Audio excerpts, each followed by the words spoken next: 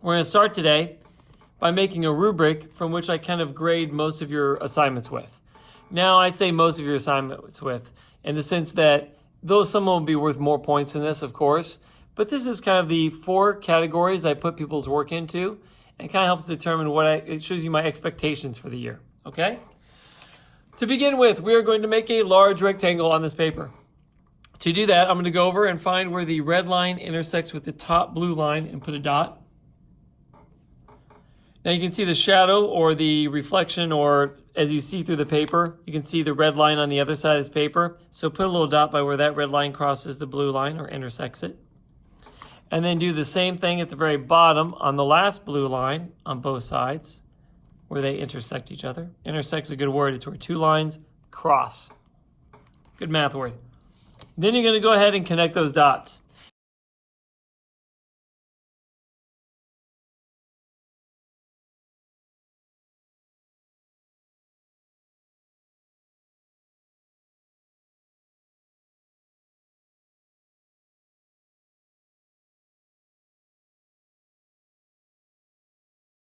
Excuse me if my voice cracks. I've been doing this all day with you guys, so my voice is getting a little shaky. Next, what you're going to do is you're going to jump down 2 lines. And on the second blue line, you're going to make another line across it. Just like this. Then you're going to take your ruler or your book and put it lined up on the line. So that you have about an inch or a little more than an inch out away from your rectangle. Make the firm dark line there. So it gives you kind of a column and a row. The next thing we're going to do is we're going to add 4 more columns or rows here.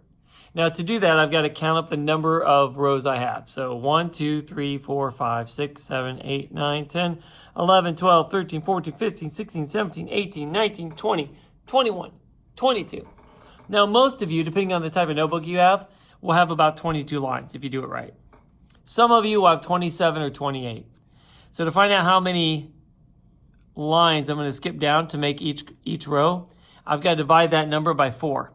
And 4 goes into 22 about 5 times. There are a couple remaining rows, but 5 times is good. Now, if you have 27 or 28, you're talking 7 lines, okay? So after I figure that out, I'm going to count down 5 rows, 1, 2, 3, 4, 5, or 5 lines. Draw a line across. 1, 2, 3, 4, 5. Now, if you remember correctly, at that math problem, this would give me a remainder of 2. Because I take 5 times 4 and get 20. Subtract 20 from 22, get 2. So there's my remainder, which means I'm going to have 2 extra lines at the very end. So I'm going to actually add a line to this third row. 1, 2, 3, 4, 5, 6. So that the last 2 rows are more equal. There we go. Now I'm going to start filling in my rubric. At the top, I'm going to do rubric, and I'm going to write it down. Have some fun with this. If you'd like, you can write it normal. But if you want to have a little bit of fun and make it look cool, you could do block lettering, cursive lettering, bubble lettering, or just normal lettering. It's how you want to do it. I like to make things look cool. It relaxes me, and I like the end result.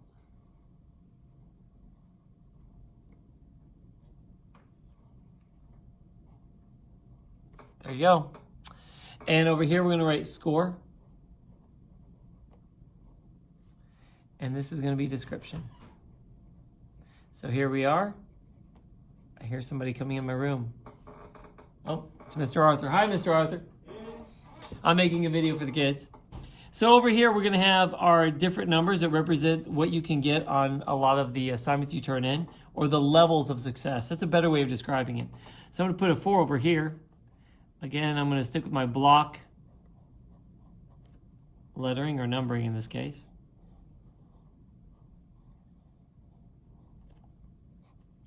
And you're wondering, Mr. Hammond, how'd you get so good at this stuff? Well, kids, I was a male cheerleader in my high school, and we had to make a bunch of signs. So I got really good at block lettering. You're like, why'd you go into cheerleading? Because I wanted to learn gymnastics, and that was my ticket to learn it. Okay, so 4, 3, 2, 1, we're good. Now we're going to start taking notes over what each of those numbers mean. So 3 is the level I consider that you should be trying to perform at in everything that you do. And 3 represents competent. If you get a 3, it just means you're competent. You're getting what you need to get, you're performing at a level that's good for you, and you're learning what you need to learn. That means you've got a good effort that you put forth. That means that you're mostly accurate.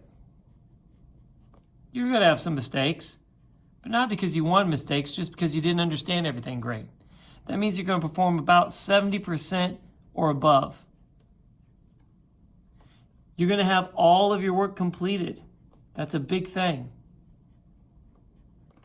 Now, I want to tell you right now, if you put a good effort and you complete your work, I can guarantee you're going to be in the 70 percentile. That's just the way it's going to be. So these all tie into each other. And this is what I expect all my kids to shoot for. 3s. Competent. Now, if you go a little bit farther, maybe there's some assignment that you really enjoy and you really want to put your best effort forward, you can't be impressive on everything. But maybe we're doing cardboard chairs and you really love to build. And so you spend extra time at recess, you do designs at home, and you really get some cool ideas and put a strong effort forward. You might get an impressive. This doesn't mean necessarily you're going to get extra credit, guys. It just means I'm recognizing that you did awesome work and you deserve extra recognition. Ooh, I'm having a hard time speaking. I'm so sorry.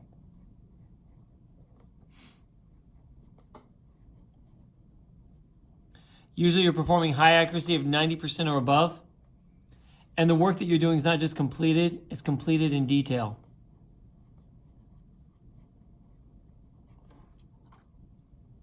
Now, 2 and 1. 2, you guys will all probably get some 2s.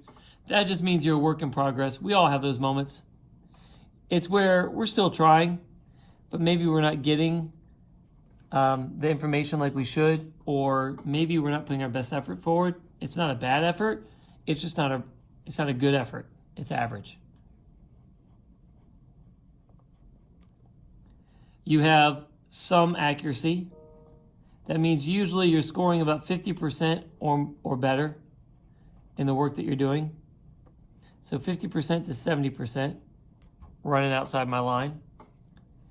And you have most things completed, so it's mostly completed.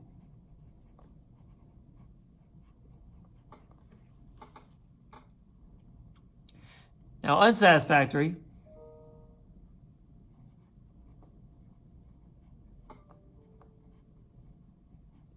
is for the 1s. In this case, most all of you in the class, like I can't think of anybody in my class this year that should be getting 1s. So I feel like most of the time when people get 1s, it's because they're putting their minimal effort forward.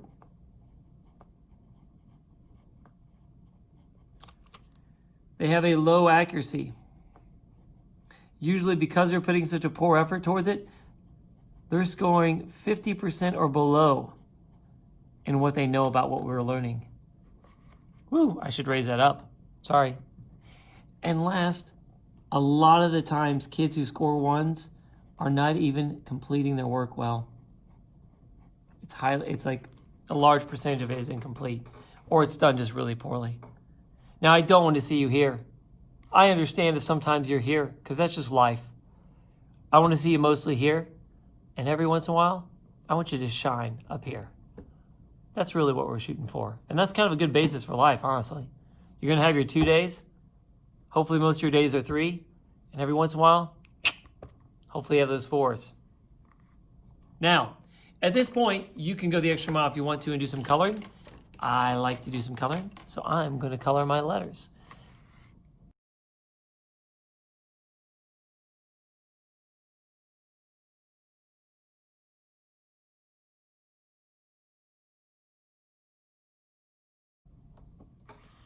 All right, so after you get done with your rubric, we're going to move on to the next thing. So you turn the page. We're going to skip the left side of this page. We're going to set up our table of contents here. For the table of contents, you're going to go ahead and draw a line down, the red line to the right, and then draw a line across the blue line at the top. And then you're going to write in table of contents.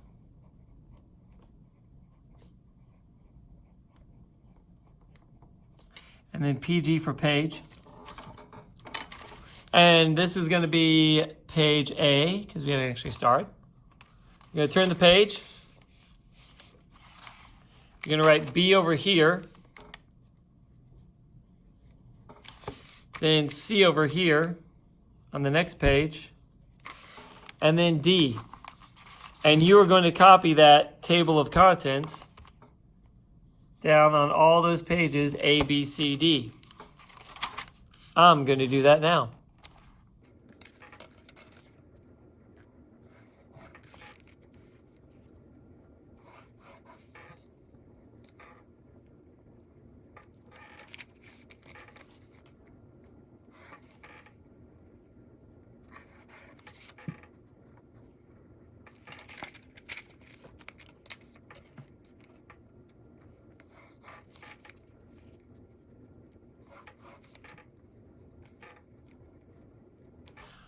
All right, there we go. So I did table of contents. I abbreviated it to TOC, and you can do the same thing. I did that on all those pages up to D. That brings us to our first page over here, which is page number 1. Now I'm going to go ahead and number all the way up to page 25. I'll be putting it in the top right corner of the right page, top left corner of the left page, so it's going to be 2. That means all your left pages are going to be even, all your right pages are going to be odd.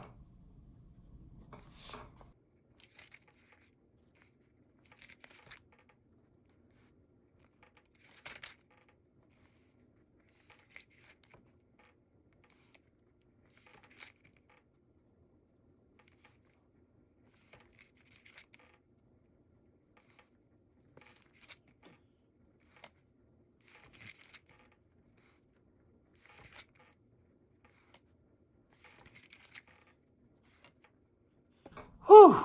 All right. So now we're going to go all the way back to page 1 and talk about today's homework.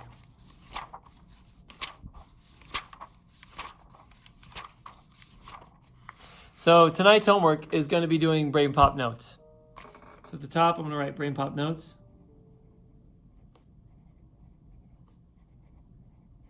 And we're going to be taking notes over ecosystems.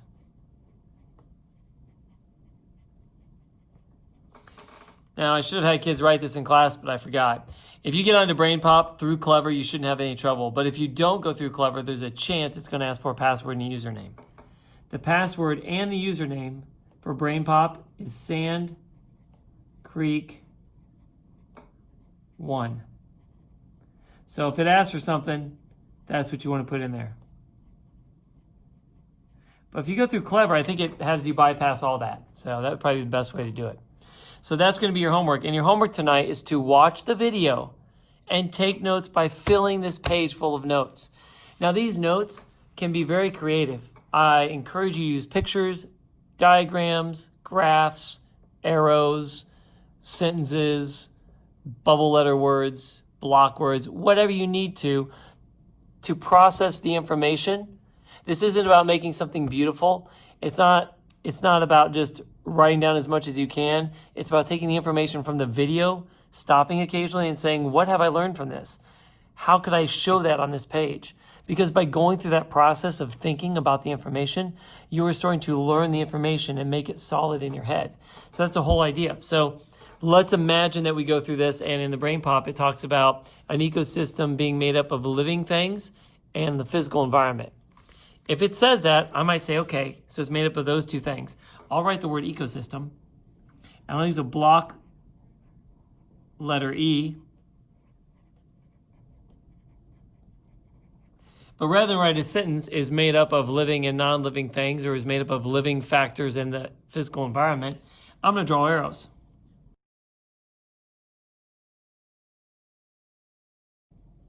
Should have made my sign bigger. All right, so you get the idea. This is how you can take notes. So when you watch the video, watch it through once, just to listen to it. The second time, pause it, figure out something to say, write it down here.